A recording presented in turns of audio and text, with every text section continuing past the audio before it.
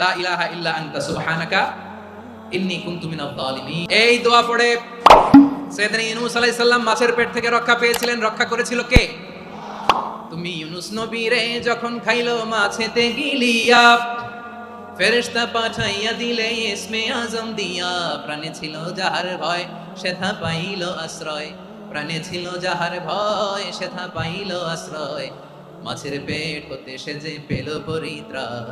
আল্লাহু আল্লাহু তুমি জাল্লে জালালুহু, শেষ করা তো যায় না গে তোমার গুণগান। বিষ্ণুই বললেন, দেয়ালে পিঠ থেকে গেলে, চোখে মুখে অন্ধকার, বাঁচার কোনো উপায় নাই, তখন এই দোয়াটা পড়তে হবে। এই দোয়া পড়ে আল্লাহর কাছে ফরিয়াদ করলে বিপদ মুক্ত করবেন কে?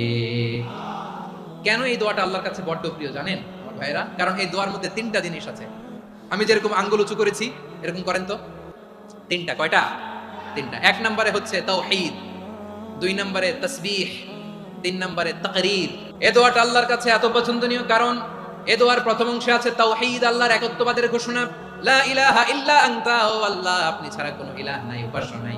এই কথা বললে আল্লাহ বড় খুশি হয়ে যায়। সুবহানাল্লাহ পড়েন। এই দোয়ার দ্বিতীয় অংশে আছে তাসবিহ, মানে আল্লাহর প্রশংসা, প্রশংসা সূচক বাণী। সুবহানাক, ও আল্লাহ আমি আপনার পবিত্রতা ঘোষণা করছি। সুবহানাক, এই কথা শুনলেও আল্লাহ খুশি হয়ে যায়। সুবহানাল্লাহ পড়েন। এই দোয়ার তৃতীয় অংশে আছে তাকরীর, তাকরীর মানে পাপের স্বীকৃতি।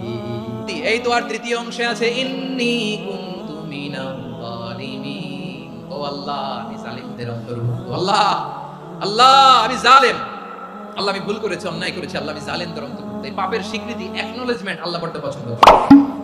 যখন আল্লাহর কাছে আপনি ছোট হবেন, ছোট হতে হতে যত ছোট হবেন ওই দৃশ্যটা দেখতে আল্লাহ বড় পছন্দ করে। সুবহানাল্লাহ বলেন।